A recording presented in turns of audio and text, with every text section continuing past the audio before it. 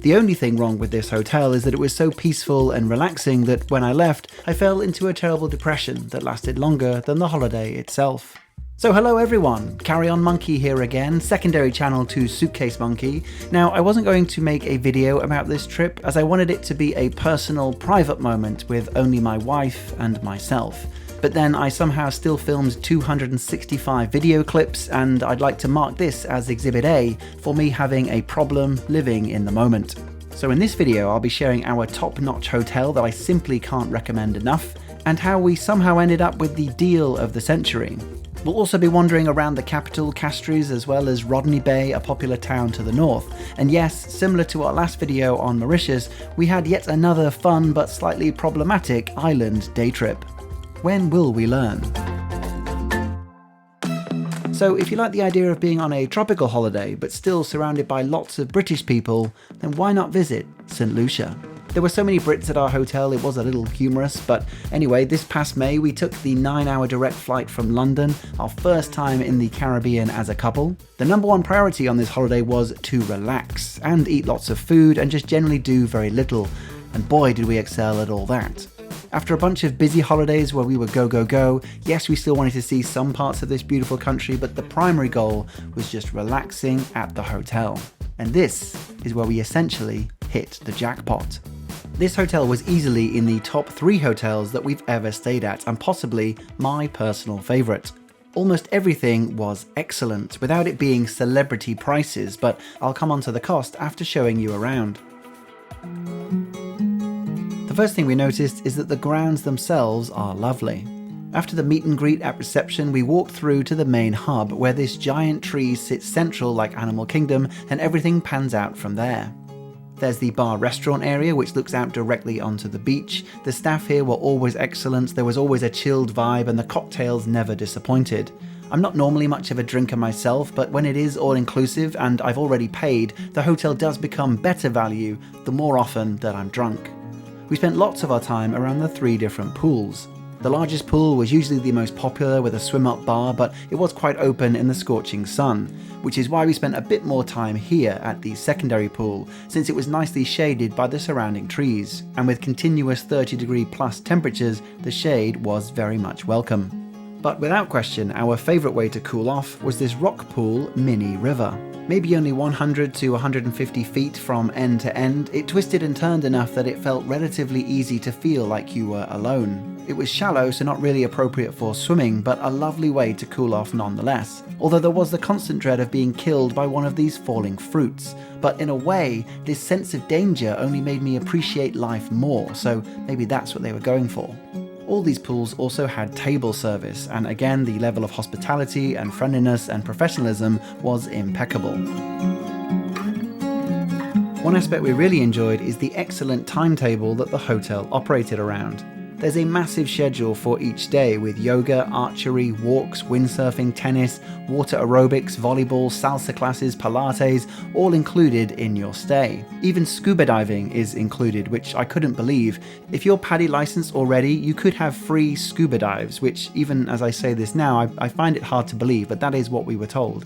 But we did take part in some of these other classes. For archery, the new Legend of Zelda game had just come out, so my training, I thought, was complete. But it turns out the real-life version calls for some very different skills than just releasing the ZR button at the back.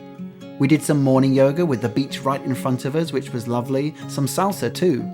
And although I wasn't in the pool when the water aerobics was happening, I was certainly there in spirit.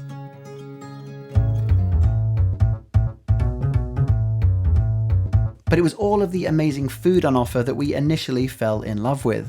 The main restaurant was called The Terrace, and every night they'd have a totally different menu which made things always feel fresh. And then they'd also alternate between a la carte and buffet, which again helped the repetition that you can sometimes experience at an all-inclusive.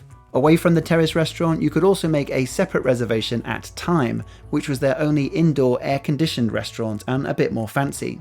And then there was the Malabar restaurant, situated right on the beach, very romantic, a splendid night. Although I was bitten on the leg so many times, statistically, I probably have malaria. Our room was the entry-level one, and equally lovely with a nice balcony view. So what, you may ask, did all of this cost?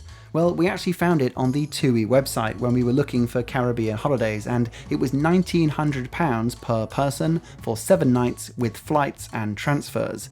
Booking everything separately, the flights were coming in at around about £700 from London at the time.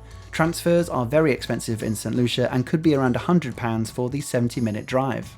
This made the hotel itself, with all the food, drinks and activities, come to around £160 per person per night, which, considering the quality of what we received, is excellent. But before you get too excited, maybe we were just very lucky.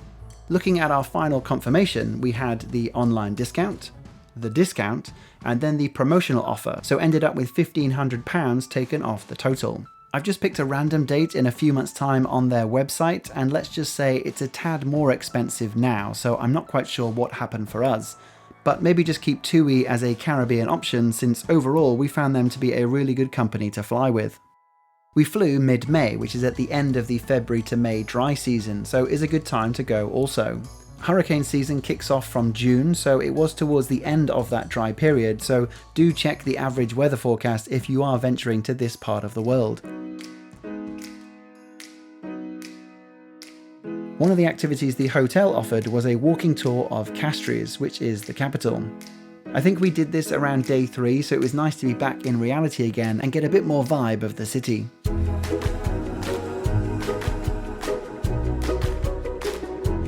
We also had one rainy day where we took the opportunity to take a taxi to Rodney Bay, a popular tourist destination about 15 minutes north.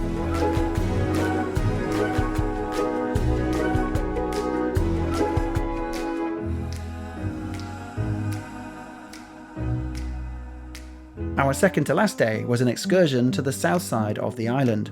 For those who've seen our Mauritius video, you are about to see some deja vu here, unfortunately. The question we asked our hotel was, can you recommend a tour where we get to see more of the island? Which on one level is what we got, but what they also booked us onto was a party boat. And are these the faces of people ready to party? I'm not sure why travelling around a country that happens to be an island has to involve behaving like an 18-year-old, but apparently our hotel thought we'd be the perfect match. Whilst the crew seemed like perfectly nice people, the vibe was very much of a fraternity drunk sex party. When it was someone's birthday, for example, the crew sang the words "I hope you get some tonight" in the tune of the happy birthday song. People were cheering for beer as if they'd just been legally allowed to drink for the very first time. The crew led the way with some pole dancing. The music was so loud at times, it was hard to have a conversation. Yes, I know. And half of the passengers on board seemed to be into the vibe, and half not quite so much. But to be clear, this isn't the boat's fault, it's the concierge for thinking that this is what we were looking for, without at least asking some follow-up questions. And in future, now after 2 similar situations like this, we finally learnt our lesson and need to ask more information and questions for these types of excursions. But to be honest, thinking about it, I'm not quite sure we can really trust the responses that we'll get, but that's for the future. But anyway, if we can ignore all of that part, it was still impossible not to be taken with our surroundings. So now hoist up the drum, these sails, see how the mainsail set, call for the captain ashore, let me go home, let me go home, let me go home, I want to go. Soon after all of this, the mighty pitons started to emerge from around the corner. These are the natural symbols of St Lucia, 2 mountainous volcanic spires reaching high into the sky. They can be climbed, and we did consider it, but in this heat it seemed pretty intense, so at least for now, we were still happy to admire these magnificent landmarks from afar. After changing modes of transport, our minivan of now 20 people was given the choice of 2 options on our first stop. And I'll try to replicate the way those options were presented to us so you can see what you would rather go for. So you can either go on an educational tour visiting the sulfur hot springs, or do you want to get dirty together in a mud bath? 18 people wanted to get dirty, and 2 people wanted the educational tour of the hot springs. Can you guess who that was?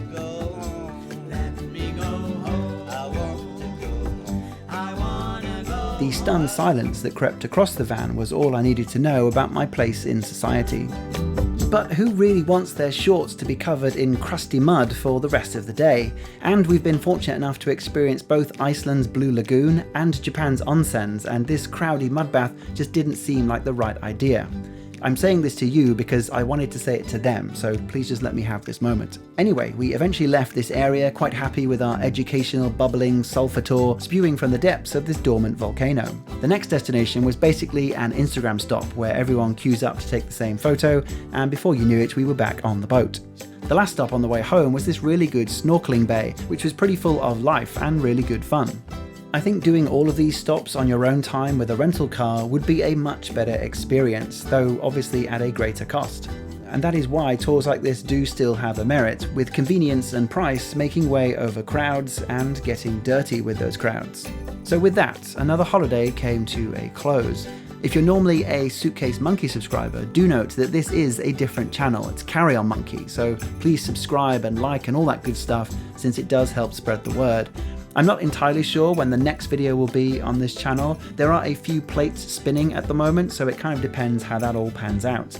You may remember back in January I said at the end of this year we might be having life-changing decisions coming that are in the works. Well, things are moving in the right direction in regards to that, and it probably will be this Carry On Monkey channel where I announce what that all means. But hopefully it will be very exciting to you and directly relate to videos in future. So stay tuned for that. Until the next video, thanks for watching.